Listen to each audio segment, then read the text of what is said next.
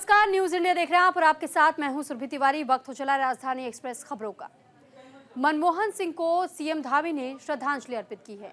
CM Dhami पूर्व PM के निधन पर उन्होंने शोक व्यक्त किया है। कल एम्स दिल्ली में अंतिम सांस ली थी डॉक्टर मनमोहन सिंह ने। तो डॉक्टर मनमोहन सिंह के निधन पर 7 दिन का राष्ट्रीय शोक घोषित किया गया है। देश के पूर्व प्रधानमंत्री मनमोहन सिंह का गुरुवार रात 92 वर्ष की आयु में निधन हुआ। मनमोहन सिंह के निधन की खबर सामने आने के बाद देश के तमाम दिग्गज नेताओं ने श्रद्धांजलि अर्पित की। इसी बीच उत्तराखंड के मुख्यमंत्री पुष्कर सिंह धामी ने भी भारत के पूर्व प्रधानमंत्री के निधन पर दुख व्यक्त किया। प्रधानमंत्री और पूर्व प्रधानमंत्री के निधन पर श्रद्धांजलि व्यक्त करते हुए ये तस्वीर भी हम आपको इस वक्त दिखा रहे हैं। पुष्कर सिंह धामी की ये तस्वीर मुख्यमंत्री पुष्कर सिंह धामी ने एक्स पर एक पोस्ट भी किया और लिखा, देश के पूर्व प्रधानमंत्री डॉक्टर मनमोहन सिंह जी के निधन का अत्यंत दुखद समाचार प्राप्त हुआ। विभिन्न दायित्वों का निर्वहन करते हुए उनका संपूर्ण जीवन राष्ट्र की सेवा के प्रति समर्पित रहा।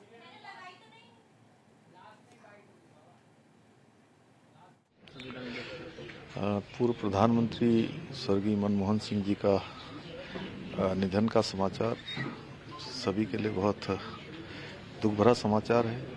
भगवान से प्रार्थना करते हैं कि भगवान उनको अपने श्री चरणों में स्थान दे और उनके सभी पारिवारिक जनों को, उनके सभी चाहने वालों को इस दुख की घड़ी में भगवान शक्ति प्रदान करे।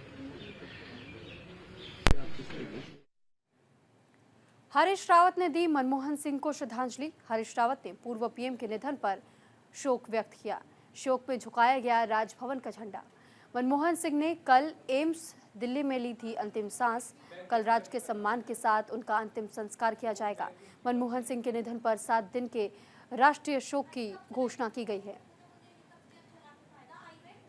तो फिलहाल ये जानकारी आपको दे दी कि हरीश रावत की ओर से भी पूर्व प्रधानमंत्री डॉक्टर मनमोहन सिंह को श्रद्धांजलि अर्पित की गई। मनमोहन सिंह के निधन पर 7 दिनों के राष्ट्रीय शोक की घोषणा की गई है।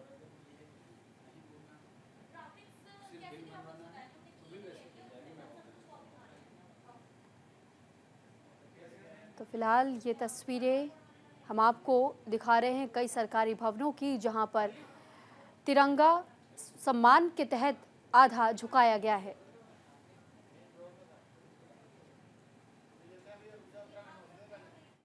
जो राहुल जी ने कहा कि वो मेरे मार्गदर्शक थे, तो और जब कोई कठिन समय आता था तो वो पार्टी का मार्गदर्शन भी करते थे। हम उनकी उपस्थिति हमारे लिए भरोसा थी और उनकी उपस्थिति हमारे लिए नहीं, पूरे देश के लिए एक भरोसा थी। नियति के क्रूर हाथों ने उनको हमसे छीन लिया। मैं अपने श्रद्धा सुमन उनको अर्पित करता हूँ। मेरे जीवन के वो क्षण सबसे बहुमूल्य है मेरे लिए, जब मैंने उनके मार्गदर्शन में काम किया, उनके नेतृत्व में काम किया।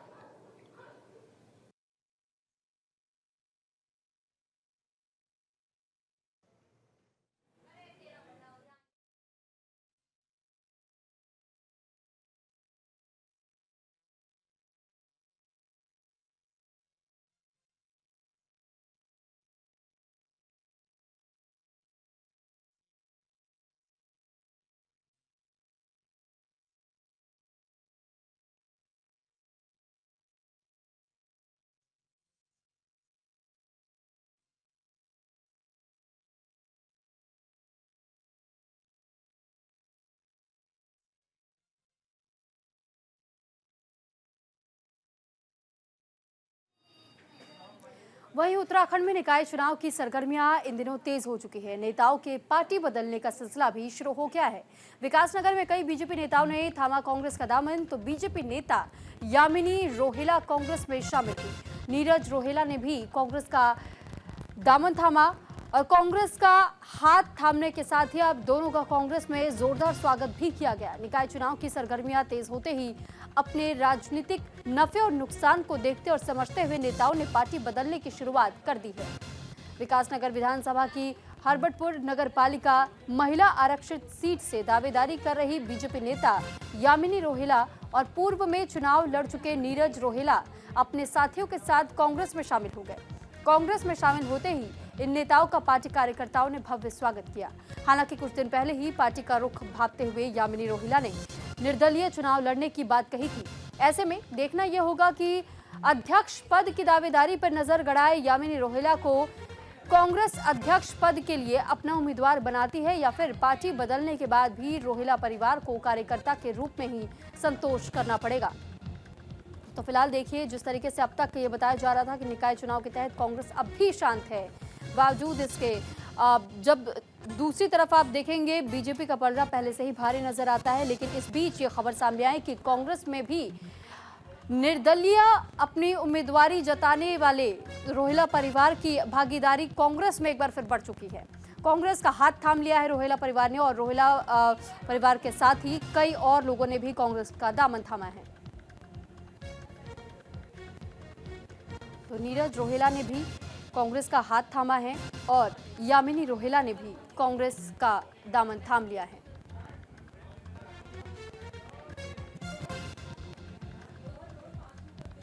देखिए, आज यहाँ ऐतिहासिक तिलक भवन के अंदर सभी हमारे कांग्रेस के वरिष्ठ जन और हरबटपुर कांग्रेस कमेटी के अध्यक्ष जी के नेतृत्व में नवप्रभात जी में आस्था जताते हुए, कांग्रेस पार्टी में आस्था जताते हुए भाई नीरज रोहिला जी, यामिनी रोहिला जी और इनके बहुत सारे साथियों ने कांग्रेस पार्टी को ज्वाइन करा।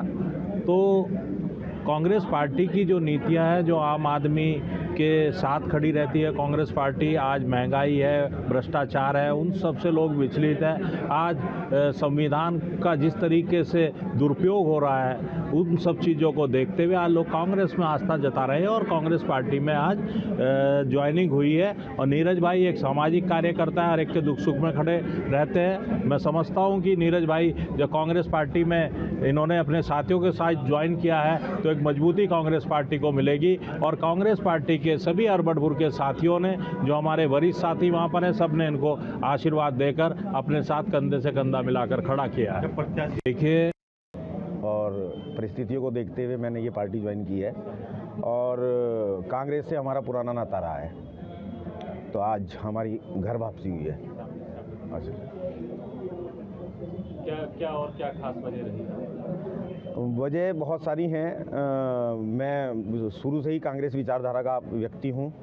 जैसे हमारे बड़े भाई साहब ने बोला कि महंगाई है, बहुत मुद्दे हैं जो समय पे आने पे हम बताते रहेंगे आपको।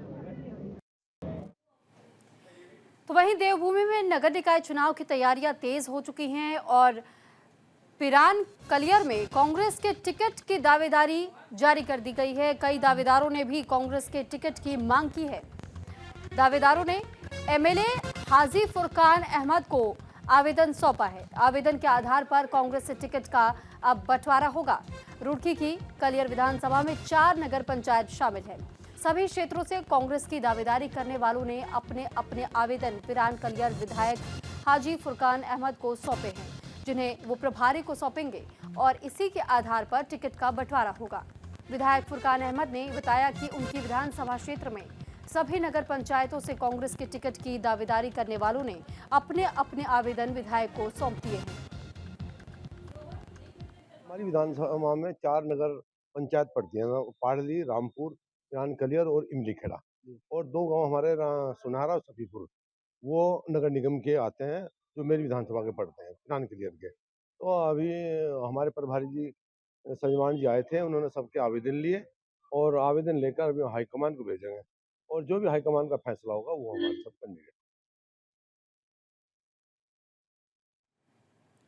हरिद्वार में कृषि मंत्री गणेश जोशी ने बांटे कंबल। फेरूपुर में कंबल वितरण कार्यक्रम का आयोजन किया गया। 22 गांव के 700 परिवारों को कंबल बांटे गए। ग्रामीणों ने मंत्री का आभार व्यक्त किया।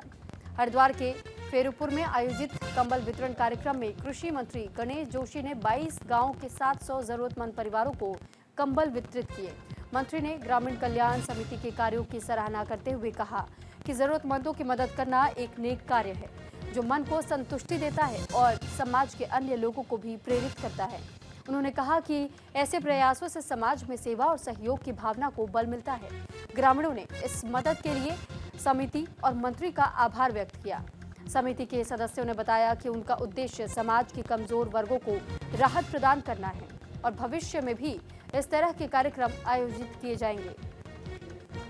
अंदर भगवान होता है। ये समाज के वो गरीब व कमजोर लोग हैं जिनकी इतनी हैसियत नहीं है कि वो कंबल खरीद सकें। आज उनको कंबल वितरण यहाँ पर किया गया और क्योंकि भारतीय जनता पार्टी के कार्यकर्ता, हम भारतीय जनता पार्टी जिस विचार को लेकर काम करती है, समाज के अंतिम पीढ़ी के अंतिम व्यक्ति तक विकास की लहर पहुंचनी चाहिए। दीनदयाल जी का वो चिंतन, उसको साकार करने का काम ये समिति कर रही है।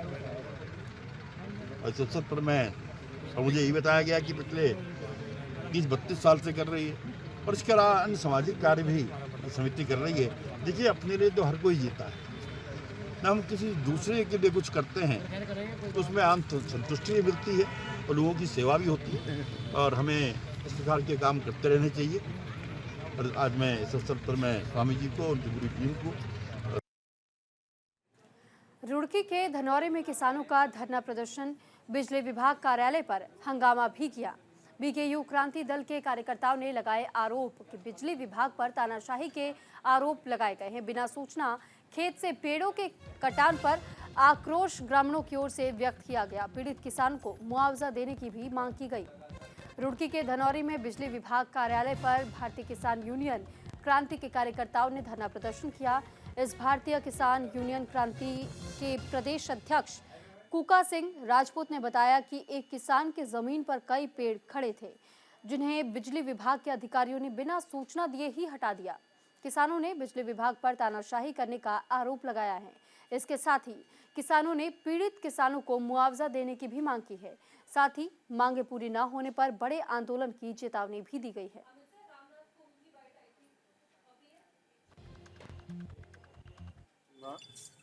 अभी कोई 20 तारीख में यहाँ के लाइनमैन अशोक कुमार द्वारा मेरे 110 पेड़ यूकेलिप्टिस के बड़ी बेदर्दी से काट दिए गए। उसके बाद मैंने एसडीओ साहब को फ़ोन मिलाया। मैंने कहा जी, मेरे 110 पेड़ आपके अशोक कुमार और अन्य साथियों द्वारा काट दिए गए। तो एसडीओ साहब ने मुझसे कहा कि मैं मीटिंग में हूँ और मैं आपसे बाद में बात करूँगा। मैंने कहा जी, मैं इसकी रिपोर्ट कराऊंगा थाने में। कहाँ आप रिपोर्ट करा दी? मतलब उन्होंने मुझसे कॉपरेशन वाली बात नहीं। फिर मैंने जेई साहब को अवगत कराया तो जेई साहब ने भी मुझसे कोई संतोषजनक बात नहीं। फिर मैंने अशोक कुमार लाइनमैन को फ़ोन मिलाया तो अशोक कुमार लाइनमैन ने मुझे बताया कि मैंने जो पेड़ काटे हैं वो जेई की और एसडीओ की परमिशन से काटे हैं। मैंने परमिशन उनसे, उन्होंने मुझे कहा है कि पेड़ काट दो, जो लाइन के नीचे पेड़ है वो काट। तो इनके यहाँ पर विद्युत की लाइन जा रही है 11,000 की, तो इनके द्वारा उस लाइन के पास पेड़ लगाए गए थे यूकेलिप्टस के, जिस कारण से उस लाइन में ट्रिपिंग आ रही थी बार बार। इनकी खुद की भी समस्या थी और जो और आगे किसान थे उनकी भी ये समस्या आ रही थी बार बार इस चीज में। तो जो लाइनमैन था उसको ये बार बार वो लाइन चेक करनी पड़ रही थी। उसने जो है एक तो हमारे से पूछा नहीं, उनके जो है पेड़ काट दिए, ऐसा समझने में आया और उन्होंने बताया। बाकी मैंने अभी जाके देखा नहीं, आज जाना भी था पर ये लोग यही धरना करने आ गए। तो उसी के संबंध में आए थे कि भाई एक तो पेड़ क्यों काटे, आपने बताया क्यों नहीं और आपने हमारा कंसर्न नहीं दिया और उसके मुआवजे की बात कर रहे थे। तो मेरे पास तो वित्तीय अधिकार है नहीं, एसडीओ अधिशासी भिन्नता के पास है। अभी वो 1 सप्ताह की छुट्टी पे, जैसे ही वो आएंगे उनसे वार्ता कर इसमें जो भी उचित कार्रवाई होगी, मुआवजा होगा, जो भी चीज होगी उसको अमल में लाया जाएगा।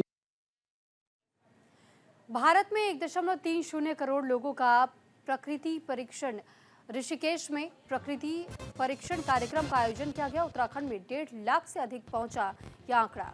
Guinness book of world record में नया रिकॉर्ड दर्ज हुआ है। ऋषिकेश में नागरिकों के स्वास्थ्य संवर्धन के लिए आयोजित प्रकृति परीक्षण कार्यक्रम का समापन हो गया। इस अभियान के तहत भारत में 1.30 करोड़ लोगों का आयुर्वेद चिकित्सकों ने प्रकृति परीक्षण किया, जबकि उत्तराखंड में यह आंकड़ा 1.5 लाख से अधिक रहा। इस कार्यक्रम में उत्तराखंड के मुख्यमंत्री पुष्कर सिंह धामी, शहरी विकास मंत्री प्रेमचंद अग्रवाल, पूर्व केंद्रीय मंत्री रमेश पोखरियाल निशंक सहित कई मंत्रियों ने सक्रिय रूप से भागीदारी निभाई। इस अभियान के तहत आयुर्वेद चिकित्सकों ने Guinness book of world record भी बनाया और इस परीक्षण के प्राप्त डेटा भारत सरकार के पास सुरक्षित भेजा जाएगा, जिससे नागरिकों को भविष्य में स्वास्थ्य संबंधित टिप्स और जानकारी मिलती रहेगी।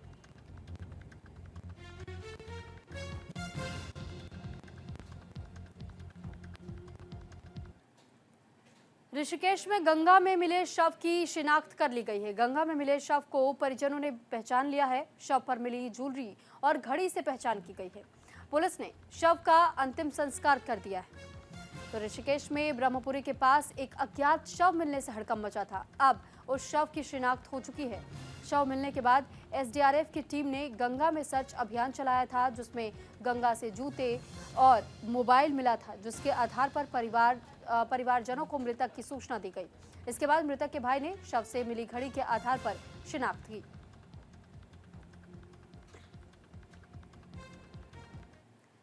हरिद्वार में मंगलौर पुलिस की बड़ी कार्रवाई देखने को मिली है। पॉक्सो एक्ट में फरार चल रहा आरोपी गिरफ्तार कर लिया गया है। आरोपी पर नाबालिग लड़की को भगाने का आरोप है। हरिद्वार में मंगलौर पुलिस ने नाबालिग किशोरी को भगाने वाले आरोपी को गिरफ्तार किया। नाबालिग लड़की के पिता ने 2 लोगों के खिलाफ मामला दर्ज कराया था, जिसके बाद एसपी ने टीम गठित की थी। मंगलौर पुलिस ने कार्रवाई करते हुए एक आरोपी को टांडा बनेड़ा क्षेत्र से गिरफ्तार कर लिया।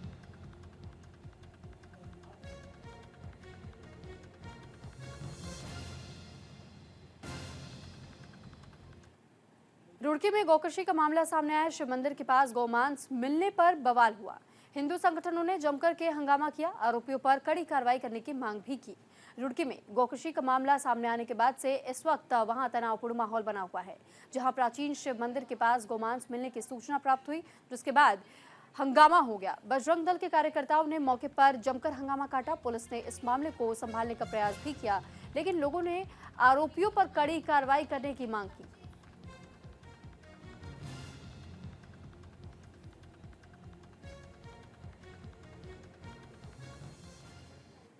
देखिए भाई साहब, मैं राष्ट्रीय बजरंग दल से जिला अध्यक्ष रुड़की से, और आज पूरी राष्ट्रीय बजरंग दल की टीम सभी कार्यकर्ताओं के नेतृत्व में आज जुरासी गांव में आई है। पहले भी यहाँ पे मंदिर को जो है जिहादियों के द्वारा खंडित किया गया था, और आज फिर दोबारा इस तरह की हरकत हुई है कि यहाँ मंदिर के पास में ही गौ कसी हुई है और गाय काट के डाल दी गई है। देखो, ये लगातार जो है हिंदुओं को प्रताड़ित करने का कार्य किया जा रहा है, और धर्म स्थलों पे जो है लगातार इस तरह की जो है हरकत जिहादियों के द्वारा हो रही है। ये बिल्कुल भी राष्ट्रीय बजरंग दल बिल्कुल भी जो है बर्दाश्त नहीं करेगा। पुलिस लगातार अपनी तानाशाही चला रही है। अगर पुलिस को पता था तो पुलिस ने रात से लेकर अब तक उन जिहादियों को ढूंढ के जेल में क्यों नहीं डाला। हाँ, किसी धार्मिक स्थल के पास किसी का आवासीय परिसर है, तो उसमें गौकची की सूचना पर पुलिस ने कुछ प्रतिबंधित वहाँ पदार्थ रिकवर किया है। अभियुक्त फरार है। अभियुक्त के खिलाफ एफआईआर दर्ज होगी और आगे की कार्रवाई कर रहे हैं। बाकी जैसे जो आप बता रहे लोग इकट्ठा हैं, तो उनको बता दिया, जो भी आगे हम लीगल कार्रवाई इसमें सख्त से सख्त कर पाए वो जरूर करें। विकासनगर पुलिस का बड़ा एक्शन देखने को मिला। पुलिस ने किया अंतर्राज्यीय चोर गिरोह का पर्दाफाश। पुलिस ने 3 शातिर चोरों को गिरफ्तार किया। चोरों के पास से चोरी की 9 बाइक भी बरामद की गई है। विकासनगर में कोतवाली पुलिस ने एक अंतर्राज्यीय चोर गिरोह का पर्दाफाश किया। पुलिस ने कार्रवाई करते हुए 3 शातिर चोरों को गिरफ्तार कर लिया है। इन चोरों की निशानदेही पर पुलिस ने हरियाणा, हिमाचल और उत्तराखंड के विकासनगर और सहसपुर में चोरी की गई 9 मोटरसाइकिल भी बरामद कर ली है।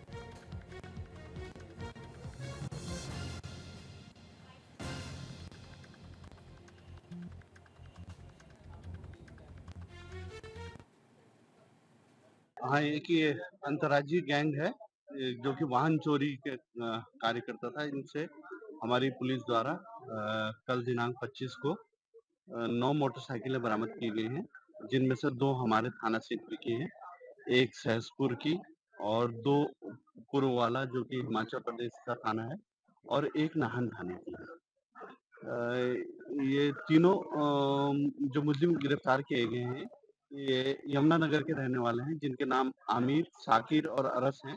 इनको कल हमारी टीम जब चेकिंग कर रही थी कोलाहल रोड पे, तो वहाँ से इनको गिरफ्तार किया गया था। जब इनसे सख्ती से पूछताछ की गई तो इनके द्वारा बताया गया कि इनके गैंग द्वारा, जिसमें इनके 3 सदस्य और हैं जिनकी तलाश की जा रही है, के द्वारा कई मोटरसाइकिलें चोरी की गई थी और जिन्हें इनके द्वारा ये दौलतपड़ क्षेत्र में एक पुराना खंडर है तो उसमें छिपा के रखा गया था, जिसमें हमारे द्वारा 9 मोटरसाइकिलों की बरामदगी की गई है और अभी इनके अन्य 3 साथियों की तलाश सरगर्मी से की जा रही है। आज इन्हें न्यायालय में प्रस्तुत किया जाएगा। सर और भी वाहन बरामद हो सकते हैं, जैसे अभी कुछ लोग फरार हैं इनके साथ? हाँ, चूंकि इनके 3 अन्य साथी अभी फरार हैं तो इनसे बरामदगी है। और इसी के साथ फिलहाल इस बुलेटिन में इतना ही। आप बने रहिए न्यूज़ इंडिया के साथ। नमस्कार।